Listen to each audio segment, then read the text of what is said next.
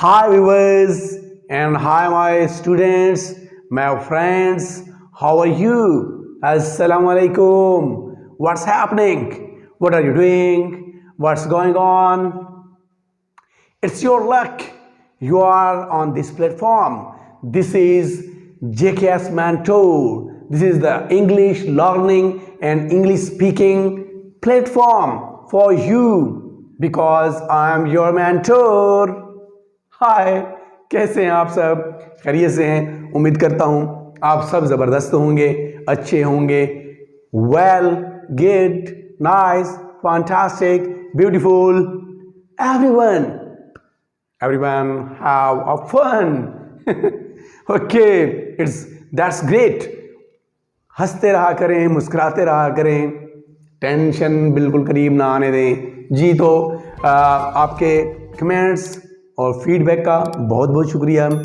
चाहे आप इंडिया से हैं, ईरान से, अफ़गानिस्तान से, पाकिस्तान से, कहीं से भी, क्योंकि तमाम ममालिक से, ऑल ओवर द वर्ल्ड में से कुछ कंट्रीज़ के दोस्त जहाँ जहाँ उर्दू बोली लिखी जाती है, पढ़ी जाती है, तो वहाँ से कमेंट्स और फीडबैक आते रहते हैं. आपका प्यार, मोहब्बत और खुलूस मुझे और भी जवान कर देता है. I am young because you are supporting me and you are with me, you are joining me. अब अगर कोई नया व्यूअर है, कोई नया फ्रेंड है, कोई नया दोस्त है, कोई नया स्टूडेंट है, तो उसको चाहिए कि सबसे पहले मेरे चैनल को सब्सक्राइब कर ले, ताकि हर दिन नया आने वाला लेक्चर आपके कान में क्या करेगा? खरगोशी करेगा.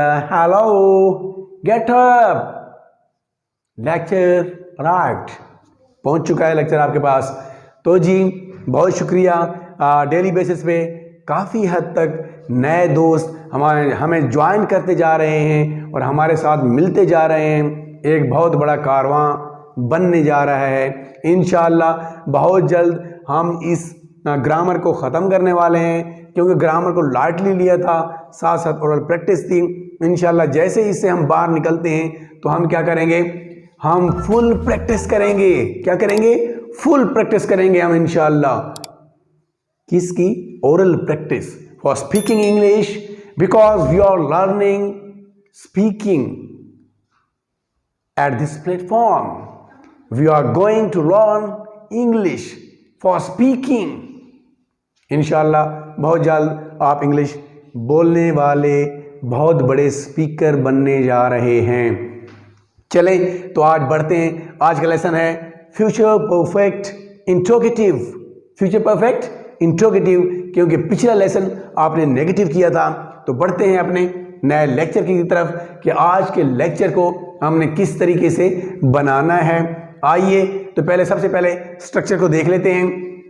विल सबसे पहले लग जाएगा, बिल्कुल स्टार्ट में लग जाएगा. उसके बाद आपका सब्जेक्ट, उसके बाद आपका हैव, और उसके बाद आपका थर्ड वर्ब, और उसके बाद आपका ऑब्जेक्ट.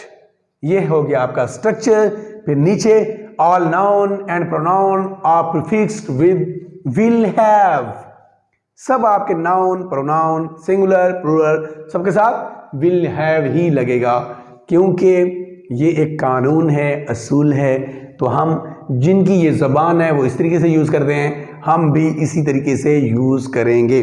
आइए आगे बढ़ते हैं, सेंटेंसेस बनाते हैं. आज का लेक्चर नंबर 30 है ये. और आप में से जो नए व्यूअर हैं, नए स्टूडेंट्स हैं, अगर उन्होंने हमें अभी अभी ज्वाइन किया है तो मेरे पिछले लेक्चर देख सकते हैं. 29 लेक्चर्स पीछे हैं जी. आपने जेकेएस मेंटोर पे जाके वीडियोस पे क्लिक करें या फिर प्लेलिस्ट पे क्लिक करें तो आपके सारे लेक्चर वहां पे मिल जाएंगे जी. तो बढ़ते हैं हम सेंटेंसेस की तरफ कि आज हमने इंट्रोगेटिव सेंटेंसेस किस तरीके से बनाने हैं. सबसे पहले हमने विल लगाया था कि विल लगाने के बाद हमने सब्जेक्ट लगाया, उसके बाद हैव लगाया, फिर थर्ड वर्ब लगाया, उसके बाद ऑब्जेक्ट लगाया जी. Will she have arrived at the party. Will she have arrived at the party? क्या वो पार्टी में पहुंच चुकी होगी? Will you have completed your work? क्या आप अपना काम ख़त्म कर चुके होंगे? Will he have completed his work? Will you have completed your work? Will he have told me about you? Will she have told me about them? इस तरीके से आप नाउन और प्रोनाउन चेंज करते जाएंगे, आपके सेंटेंसेस बनते जाएंगे।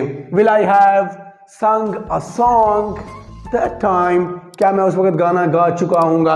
विल यू हैव संग a song? Will you have संग अ सॉन्ग दैट टाइम?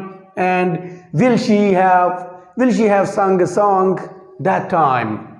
इसी तरीके से आपने इनको चेंज करना है, अपने प्रोनाउन को यहाँ पर नाम भी आप लगा सकते हैं। Shipali have told you about me? Will Deval told you about her? And will Rupali have told you about her? And will Sani told you about me, about everyone? You can say everyone. And will I have sung a song that time? Will you have sung a song that time? Will we have killed our enemy? Will you have killed your enemy? Will she have killed her enemy? इसी तरीके से will they have married? Will you have married? Will she have married? Will he have married in time? That time. And will it have bought toys for my children? Will it have bought toys for your children? Will it have bought everything for me?